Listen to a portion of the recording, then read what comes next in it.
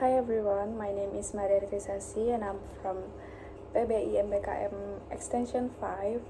So now I would like to presentations about Super Semar atau biasa yang kalian tahu itu surat perintah 11 Maret. So, Order March 11 Order started the government from the old order to the new order.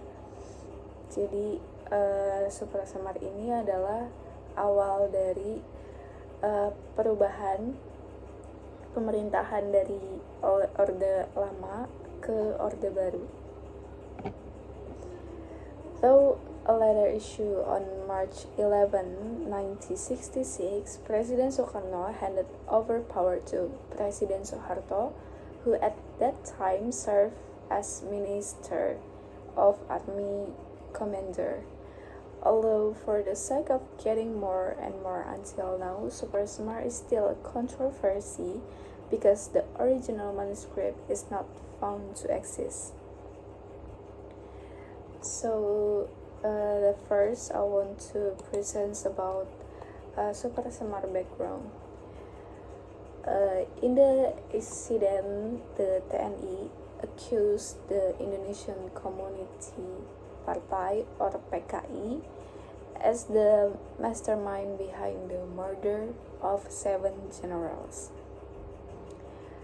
Jadi dalam peristiwa 30 SPKI, TNI menuduh Partai Komunis Indonesia atau PKI sebagai dalam pembunuhan 7 jenderal. Hal itu membangkitkan amarah para pemuda anti komunis yang kemudian membentuk Kesatuan Aksi Mahasiswa Indonesia atau yang disebut KAMI pada Oktober 1965. Apart from that, there was also action by Indonesian student youth who were all members of the Front Pancasila, which was protected by the military. Selain itu, ada pula aksi pemuda pelajar Indonesia yang semuanya tergabung dalam Front Pancasila yang dilindungi militer. Peserta aksi menyatakan protes kepada Presiden Soeharto lantaran dianggap tidak mengusut peristiwa G30S dan buruknya perekonomian di masa pemerintahannya. Saat inflasi 1966 telah mencapai 600%, aksi unjuk rasa semakin kencang dan Presiden Soekarno tetap berdiam. Front Pancasila melakukan demonstrasi pada 12 Januari 1966 di halaman DPR GR dan melayangkan tuntutan yang dikenal sebagai istilah Tritura. So there are three Tritura. The first is dissolution of PKI atau pembubaran PKI. Yang kedua, cleaning of the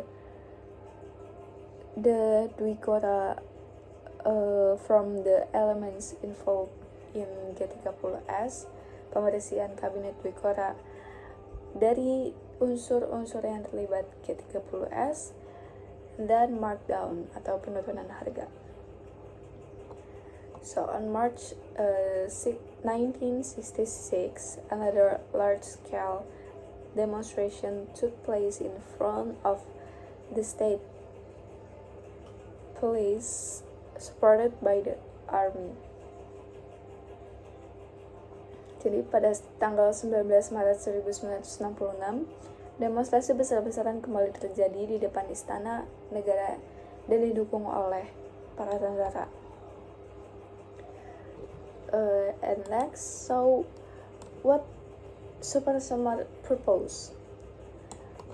First, to control domestic conflict. One of the trigger for the PKI G30S on October 1, 1965. Then disbanded the PKI and its mass organization and declared them Bennett organization. And then the arrest of 15 militaries penangkapan 15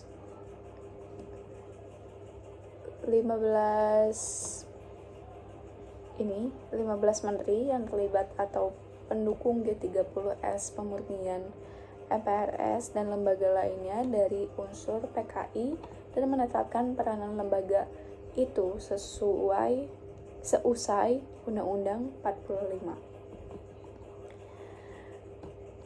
So, saying that the situation was increasingly getting out of control, the Minister of Army Commander, Lieutenant General Suharto, entrusted a message to 3 generals. Jadi, Pak Soeharto menitipkan pesan kepada 3 jenderal, yakni ada Brigjen Amir Mahmud, yang kedua Brigjen M. Yusuf, dan yang ketiga Majen Basuki Rahmat, yang hendak menemui Pak Soekarno. Pesan tersebut berisi Soeharto meminta Soekarno memberi surat perintah untuk mengatasi keadaan apabila diberi kepercayaan. Usai pesan diterima, Soekarno menandatangani surat perintah untuk mengatasi konflik yang kian memanas pada tanggal 11 Maret 1966. Surat tersebut kemudian dikenal sebagai Surat Perintah 11 Maret atau Super Semar yang dibuat di Istana Bogor. Selepas Super Semar dikeluarkan, Soeharto mengambil sejumlah keputusan melalui SK Presiden nomor 1/3/1966 tanggal 12 Maret 1966 atas nama Presiden Panglima Tertinggi ABRI Mandatari MPRS BPR. Keputusan tersebut adalah pembubaran PKI beserta ormasnya dan menyatakan sebagai partai terlarang. And then next is Super Semar controversy. There is 3 Super Semar controversy. So first, the existence of the original Super Semar manuscript is unknown, and 3 existing versions are inauthentic. Jadi dan 3 versi yang ada juga tidak autentik gitu. Jadi keberadaan Super Semar ini masih diragukan, guys. Yang kedua itu Super Semar was given not at Soekarno but under pressure. Jadi Super Semar diberikan bukan atas kemauan Soekarno, melainkan di bawah tekanan. Katanya seperti itu ya, guys. Dan next, Super Semar was a control order but was interpreted as a handover of powers so that Soeharto used several successive action including the dissolution of the PKI. Jadi Super Semar merupakan perintah pengendalian namun dimaknai sebagai penyerahan kekuasaan sehingga digunakan Soeharto melakukan beberapa aksi beruntun termasuk pembubaran PKI. Dan Super Semar juga menyebabkan kedudukan Soekarno sebagai Presiden RI kian tergerus, sementara Soeharto semakin menguat. Melalui surat tersebut, Soeharto menggunakan kekuasaannya untuk membubarkan PKI dan menangkap para menteri yang diduga terlibat dalam G30S. Sidang MPRS pada 7 Maret 1967 juga mencabut status Soekarno sebagai presiden seumur hidup. Pada tanggal 27 Maret 1968, Soekarno lengser dan digantikan dengan Soeharto menjadi presiden. Super Semar merupakan tonggak lahirnya Orde Baru yang bertahan hingga 1998. So, itu pembahasan soal Super Semar. I think that's it, guys. So, thank you for your attention all. So, bye.